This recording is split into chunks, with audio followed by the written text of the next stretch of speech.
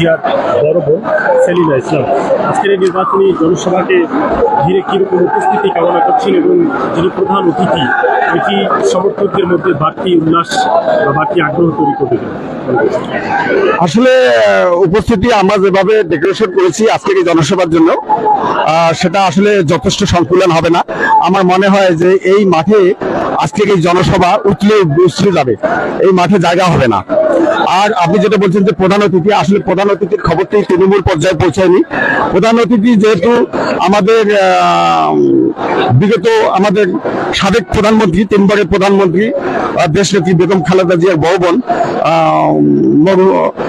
সেলিনা ইসলাম, সেহেতু আমাদের বাড়তি আগ্রহ তো আছেই আমাদের নেতাদের মধ্যে। আমি যেটি বলতে চাই সেটি হলো যে আজকের এই জনসভা 100% সফল হবে।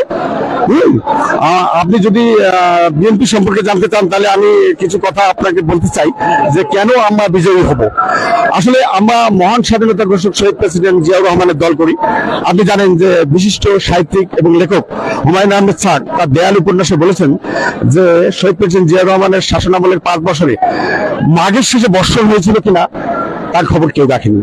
তবে তার শাসনামলের 5 বছরে বাংলাদেশে কোনো প্রাকৃতিক দুর্যোগ হয়নি, না কোনো খরা, না কোনো বন্যা, না কোনো প্রাকৃতিক দুর্যোগ, না কোনো জলোচ্ছ্বাস।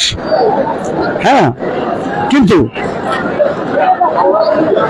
এই সময়ে বাংলাদেশের মানুষের কাপড়ের অভাব দূর হয়েছিল, অভাব কিছুটা দূর হয়েছিল এবং বাংলাদেশের নদীগুলোতে প্রচুর ইলিশ ধরা পড়েছিল।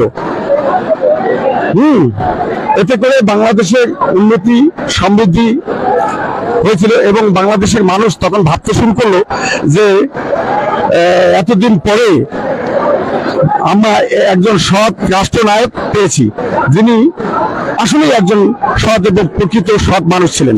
লোক দেখানো সৎ নয়, আসলেই সৎ মানুষ ছিলেন। কারণ শহীদ প্রেসিডেন্ট জিয়াউর রহমান যখন চট্টগ্রাম সার্কিট হাউসে ষড়যন্ত্রকারীদের গুলিতে মৃত্যুবরণ করেন তখন দেখা গেল যে আসলে জিয়া পরিবারের জন্য উনি কোনো সঞ্চয় রাখেননি, তার ফলে শূন্য ছিল। এ থেকে বোঝা যায় যে আসলে শহীদ প্রেসিডেন্ট জিয়াউর রহমান মানুষটা তার পরিবারের জন্য কিছু রাখেননি, তিনি সবসময় দেশের কথা ভাবতেন, দেশের মানুষের কথা ভাবতেন। তাই আমরা একজন সৎ যোগ্য মানুষের হাতে গড়া দল বাংলাদেশ জাতীয়তাবাদী দল বিএনপি অঙ্গ সংগঠন করি আমি। আজকের এই জনসভা আমরা জানি যে উঠলে উঠবে। আমরা এই পাটগ্রাম টিএম স্কুল মাঠে আমরা জায়গা দিতে পারবো না, ইনশাআল্লাহ আমরা সাফল্যমণ্ডিত হবেই হবো এবং আগামী 12ই ফেব্রুয়ারি আমরা বিজয় অর্জন করে ধানের শীষের প্রার্থী আলহাজ ব্যারিস্টার হাসান রাজীব প্রধানকে জাতীয় সংসদে পাঠাবো ইনশাআল্লাহ। ধন্যবাদ সবাই। ধন্যবাদ। দেখতে পেলেন যে একজন সমর্থক তিনি ধানের শীষে বিজয় নিশ্চিত কামনা করে যে বক্তব্য দিলেন এবং সেই সঙ্গে ধানের শীষের যিনি প্রার্থী ব্যারিস্টার হাসান রাজীব প্রধান এবং আজকের এই অনুষ্ঠানের প্রধান অতিথি সেলিনা ইসলাম তিনি উপস্থিত থাকবেন।